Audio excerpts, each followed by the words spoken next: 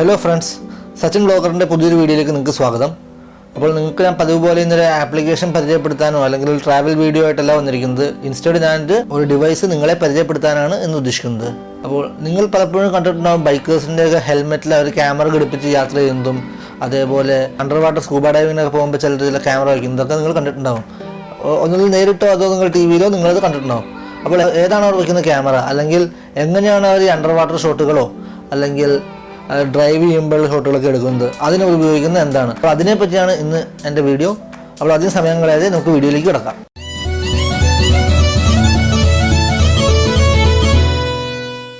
അപ്പോൾ ഈ ബൈക്കേഴ്സ് അവരുടെ ഹെൽമെറ്റിൽ വയ്ക്കുന്നതോ അല്ലെങ്കിൽ സ്കൂബ ഡൈവേഴ്സോ അതുപോലെ പാരച്യൂട്ടിൽ ജമ്പ് ചെയ്യുന്നപ്പോൾ അവർ ഹെൽമെറ്റിൽ വെക്കുന്നതുള്ള ക്യാമറയുടെ പേരാണ് ആക്ഷൻ ക്യാമറ. അപ്പോൾ എന്താണ് ഈ ആക്ഷൻ ക്യാമറ? ആക്ഷൻ ക്യാമറ എന്ന് പറഞ്ഞാൽ ഭയങ്കര ചെറിയൊരു കോമ്പാക്ട് സൈസിലുള്ള ക്യാമറയാണ്. അപ്പോൾ അതിൻ്റെ ഏറ്റവും വലിയ പ്രയോജനം എന്താണെന്ന് വെച്ചാൽ അത് ഇത്രയും ചെറിയ സൈസ് ആയതുകൊണ്ട് നമുക്ക് എവിടെ വേണമെങ്കിലും ഫിറ്റ് ചെയ്യാം. എക്സാമ്പിൾ ഹെൽമെറ്റിലോ ചെറിയൊരു സെൽഫി സ്റ്റിക്കിലോ നമ്മുടെ ബൈക്കിലോ കാറിലോ എവിടെ വേണമെങ്കിലും അത് ഫിറ്റ് ചെയ്യാം. അതാണ് അതിൻ്റെ ഏറ്റവും വലിയ ഒരു പ്രത്യേകത എന്ന് പറയാം. അതുകൂടാതെ തന്നെ അതിൻ്റെ ലെൻസ് ഭയങ്കര വൈഡ് ആംഗിൾ ലെൻസാണ്.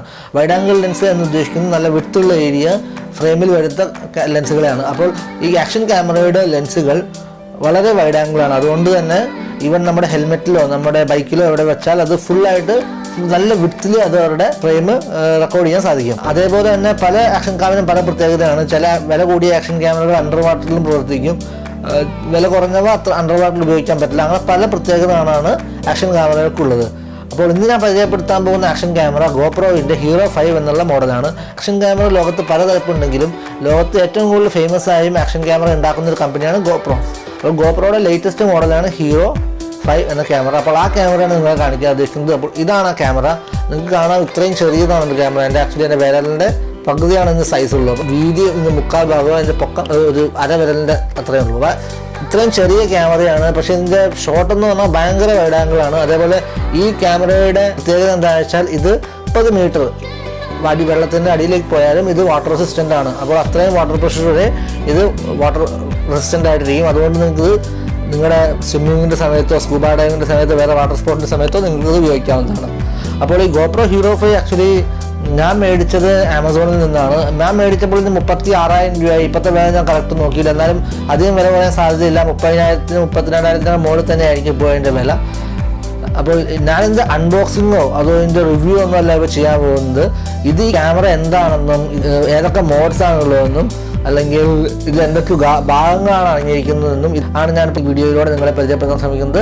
അപ്പോൾ അധികം സമയം കളയാതെ നമുക്ക് ഈ ക്യാമറയിലായിട്ട് പരിചയപ്പെടാം. അപ്പോൾ ഇതാണ് നമ്മുടെ ഗോപ്രോ ക്യാമറ.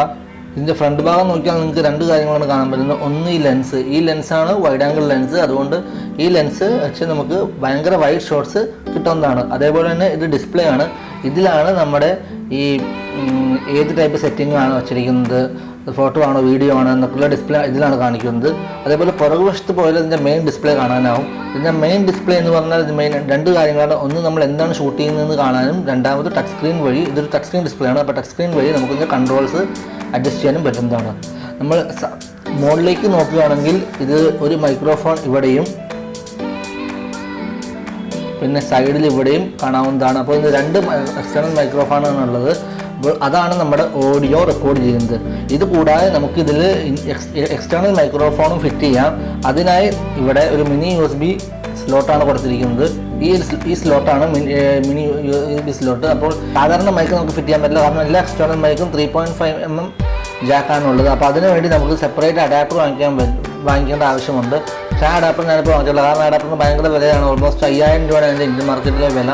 അപ്പോൾ ആ അഡാപ്റ്റർ വാങ്ങിച്ചാൽ അതിൻ്റെ ഒരറ്റം നമുക്ക് ഇവിടെ കുത്താം. അതേപോലെ അതിൻ്റെ മറ്റേ അറ്റം 3.5 mm ജാക്ക് കുത്താനുള്ള സ്ലോട്ടാണ്. അതേപോലെ തന്നെ ഇതാണ് ഇതിൻ്റെ ചാർജിങ് പ്രൊവിഷൻ. അപ്പോൾ ഇവിടെയാണ് നമുക്ക് ചാർജ് ചെയ്യാൻ പറ്റുന്നത്. ചാർജ് ചെയ്യാനായി നമുക്ക് ഈ ഗോപ്രോ വാങ്ങിക്കുമ്പോൾ ഇതിൻ്റെ ഒപ്പം ഒരു കേബിൾ കിട്ടുന്നതാണ്. അപ്പോൾ ഈ കേബിൾ നമുക്ക് ചാർജ് ചെയ്യാൻ ഉപയോഗിക്കാവുന്നത്. അപ്പോൾ നമുക്കിത് ഒരറ്റം ഇവിടെയും അതേപോലെ തന്നെ മറ്റേ അറ്റം നമുക്ക് സാധാരണ USB ആണ്. അപ്പോൾ ഈ USB വഴി നമുക്ക് ചാർജ് ചെയ്യാൻ പറ്റും. അതേപോലെ തന്നെ ഇതിൻ്റെ താഴത്ത് നോക്കിയാൽ നമുക്ക് കാണാൻ പറ്റും ഇതിൻ്റെ ബാറ്ററി ആണിത്. ബാറ്ററി റിമൂവബിൾ ആണ്, പക്ഷേ ഇത് റിമൂവ് ചെയ്തിട്ടില്ല. ഇത് റിമൂവബിൾ ബാറ്ററിയാണ്. അതേപോലെ തന്നെ മുകളിൽ ഇതിൻ്റെ മെമ്മറി കാർഡാണുള്ള സ്ലോട്ട്. ഇതിൻ്റെ 32 GB മെമ്മറി കാർഡാണ് ഇട്ടിരിക്കുന്നത്. ഇതിൽ 128 GB വരെ നമുക്ക് ഇടാവുന്നതാണ്.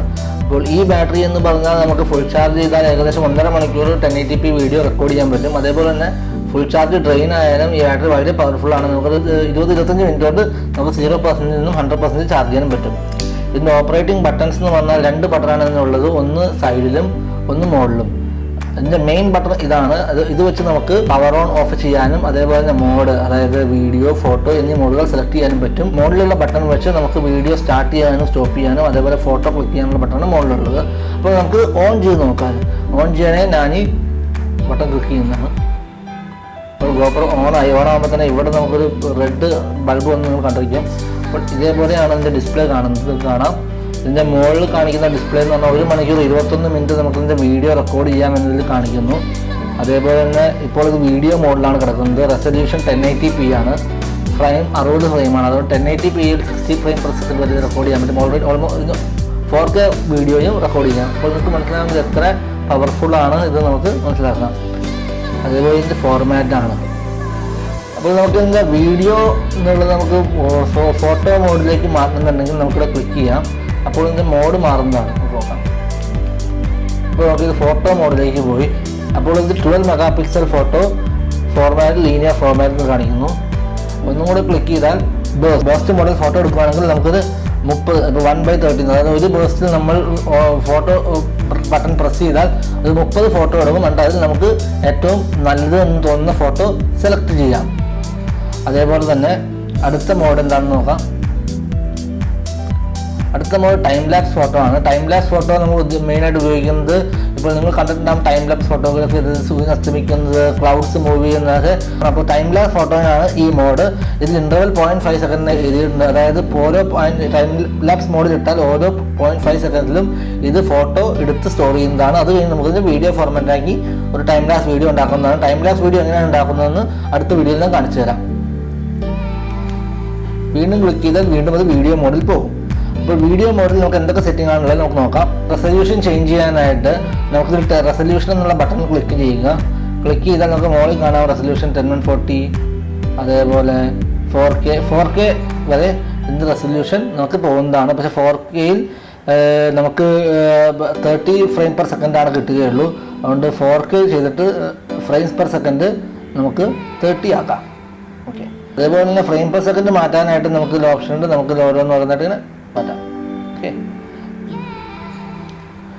അപ്പോൾ അതുപോലെ തന്നെ ഇത് ഫോർമാറ്റാണ്. ഫോർമാറ്റ് നമുക്ക് ഏതാണ് വേണ്ടത്. ഇപ്പോൾ ഇത് വൈഡാണ് ഇപ്പോൾ കിടക്കുന്നത്. നമുക്ക് വൈഡ് എന്നുള്ളത് 4Kയിൽ വൈഡ് മാത്രമേ ഉള്ളൂ. ഇപ്പോൾ നമ്മൾ എക്സാമ്പിൾ 1080pയിലാണ് നമ്മൾ വർക്ക് ചെയ്യുന്നതെങ്കിൽ 1080pയിലാണ് നമ്മൾ വർക്ക് ചെയ്യുന്നതെങ്കിൽ നമുക്ക് കാണാം പല ടൈപ്പുള്ള ഓപ്ഷൻ ഉണ്ട്. മീഡിയം, ലീനിയർ, നാരോ എന്നിങ്ങനെ പല ഓപ്ഷൻ ഉണ്ട്. ഏറ്റവും നമുക്ക് വൈഡായിട്ട് കിട്ടുന്നത് സൂപ്പർ വ്യൂയിലാണ്. ഇപ്പോൾ സൂപ്പർ വ്യൂയിൽ നമ്മൾ എടുത്താൽ നമുക്ക് വളരെ വൈഡായിട്ട് വീഡിയോ കിട്ടുന്നതായിരിക്കും. ഇപ്പോൾ നിങ്ങൾക്ക് മനസ്സിലായല്ലോ ഇതിൻ്റെ ഫോർമാറ്റൊക്കെ എങ്ങനെയാണ്, താഴത്തെ ബട്ടൺസ് എങ്ങനെയാണ് ചേഞ്ച് ചെയ്യുന്നത് നിങ്ങൾക്ക് മനസ്സിലായാലും. ഇനി നിങ്ങൾക്ക് ഇതിൻ്റെ ISO ബാക്കിയുള്ള കാര്യങ്ങളൊക്കെ ഇങ്ങനെ അഡ്ജസ്റ്റ് ചെയ്ത് നോക്കാം. അതിനാണ് നമ്മൾ സൈഡിലുള്ള ബട്ടണുകൾ ഡ്രാഗ് ചെയ്യുക. അപ്പോൾ ഇതിൽ കളറിൽ പല ഓപ്ഷൻ ഉണ്ട്. ഗോപ്രോ ഉണ്ട്, ഫ്ലാറ്റ് ഉണ്ട്, അതേപോലെ പല ഓപ്ഷൻ ഉണ്ട്. ഇതൊക്കെ ഞാനിപ്പോൾ ഇത് പറഞ്ഞു തരുന്നില്ല, കാരണം ഇത് നിങ്ങൾ ഉപയോഗിച്ച് കഴിഞ്ഞാലാണ് നിങ്ങൾക്ക് ഇതിൻ്റെ ഓരോരോ ഫീച്ചേഴ്സ് മനസ്സിലാവുള്ളൂ. അപ്പോൾ ജസ്റ്റ് ഇതിൻ്റെ ഫീച്ചേഴ്സ് നിങ്ങളെ പരിചയപ്പെടുത്തുകയാണ്. ഇത്രയും ഓപ്ഷൻ നിങ്ങൾക്ക് കിട്ടും. ഷട്ടർ, ISO, വൈറ്റ് ബാലൻസ് നമുക്ക് സെറ്റ് ചെയ്യാം, ഷാർപ്നെസ് സെറ്റ് ചെയ്യാം, ഓഡിയോ ഓഫ് ചെയ്യണോ ഓൺ ചെയ്യണോ എന്നൊക്കെ സെറ്റ് ചെയ്യാം. ഞാനിത് വീഡിയോ മോഡിലാണ്. ഇപ്പോൾ എൻ്റെ മുകളിലത്തെ ബട്ടൺ അമർത്തുകയാണ്. മുകളിലത്തെ ബട്ടൺ അമർത്തിയാൽ ഇത് വീഡിയോ റെക്കോർഡ് ചെയ്യാൻ തുടങ്ങി. നിങ്ങൾക്ക് കാണാൻ അതിൻ്റെ മുകളിൽ ടൈമർ സ്റ്റാർട്ട് ചെയ്തു. അപ്പോൾ വീണ്ടും അത് സ്റ്റോപ്പ് ചെയ്യണമെങ്കിൽ നമുക്ക് സ്റ്റോപ്പ് ചെയ്ത് സേവ് ആവുന്നതാണ്. അതേപോലെ തന്നെ ഇപ്പോൾ നമ്മൾ ഫോട്ടോ എടുക്കുകയാണെങ്കിൽ അതേപോലെ തന്നെ അതേ ബട്ടൺ നമുക്ക് ഒന്നുകൂടെ ക്ലിക്ക് ചെയ്യാം. സേവായി, ഫോട്ടോ സേവായി. പിന്നെ നമ്മൾ എടുത്ത ഫോട്ടോസും വീഡിയോസും കാണാനായി നമുക്ക് സൈഡിൽ ഡ്രാഗ് ചെയ്താൽ നമുക്ക് നമ്മളുടെ എല്ലാ ഇതുവരെ എടുത്തിരിക്കുന്ന എല്ലാ ഫോട്ടോസും വീഡിയോസൊക്കെ നമുക്ക് നമുക്കെല്ലാം കാണാവുന്നതാണ്. നമുക്ക് ഡേറ്റ് വൈസ് ഫോട്ടോസ് മാത്രം കാണണോ വീഡിയോസ് മാത്രം കാണണോ എല്ലാം ഡിലീറ്റ് ചെയ്യണം, എല്ലാ ഓപ്ഷനും ഇതിലുണ്ട്. അപ്പോൾ ഇതാണ് ഗോപ്രോയുടെ ഒരു സെറ്റിങ്സ്. ഒരു ഷോർട്ടായിട്ട് നിങ്ങളോട് പറഞ്ഞു തരുമെങ്കിൽ അപ്പോൾ നിങ്ങൾക്ക് ഗോപ്രോയുടെ സെറ്റിങ്സ് എവിടെ നിന്നൊക്കെയാണ് അഡ്ജസ്റ്റ് ചെയ്യേണ്ടതെന്ന് നിങ്ങൾക്ക് മനസ്സിലായി എന്ന് ഞാൻ പ്രതീക്ഷിക്കുന്നു. ഇനി ഫിറ്റ് ചെയ്യാനുള്ള അക്സസറീസ് എങ്ങനെയാണെന്ന് നമുക്ക് നോക്കാം. അപ്പോൾ ഞാനിത് തൽക്കാലം ഓഫ് ചെയ്യുകയാണ്. ഓഫ് ചെയ്യാനായിട്ട് വീണ്ടും ഇതിൽ ബട്ടൺ ലോങ് ആയിട്ട് പ്രസ് ചെയ്യുക.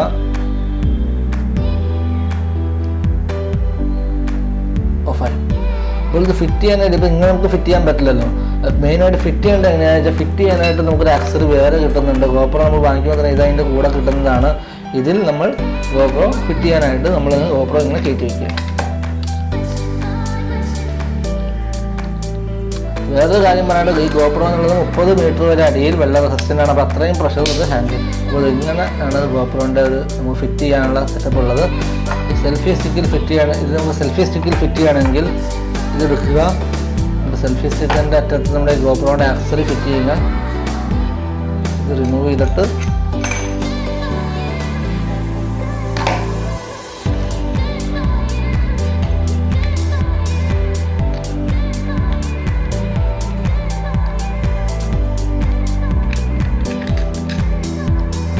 ഇതാണ് സെൽഫി സ്റ്റിക്കിൽ GoPro ഫിറ്റ് ആയിരിക്കുന്നു. നമുക്ക് ഇഷ്ടമുള്ള രീതിയിലെടുത്ത് എടുക്കാം. അപ്പോൾ GoProയുടെ ഫിറ്റിങ്സും ഏകദേശ കൺട്രോൾസൊക്കെ നിങ്ങൾക്ക് മനസ്സിലായെന്ന് പ്രതീക്ഷിക്കുന്നു. അപ്പോൾ ആക്ഷൻ ക്യാമറ എന്താണെന്നും GoPro Hero 5 എന്താണെന്നുമുള്ള ഒരു ഏകദേശ ഐഡിയ നിങ്ങൾക്ക് കിട്ടി എന്ന് ഞാൻ വീഡിയോ നിങ്ങൾക്ക് ഇഷ്ടപ്പെട്ടെങ്കിൽ ലൈക്ക് ബട്ടൺ അമർത്താൻ മറക്കരുത്. അതേപോലെ ഇത് ചാനലിൽ എൻ്റെ പഴയ വീഡിയോസും ഉണ്ടാവും, അതും ജസ്റ്റ് ഒന്ന് ചെക്കൗട്ട് ചെയ്യുക. വീഡിയോസ് ഇഷ്ടപ്പെട്ടെങ്കിൽ എൻ്റെ ചാനൽ സബ്സ്ക്രൈബ് ചെയ്യാനും മറക്കരുത്. അപ്പോൾ അടുത്താണ് മറ്റൊരു വീഡിയോ വരുന്നവരെ നന്ദി, നമസ്കാരം, ഗുഡ് ബൈ.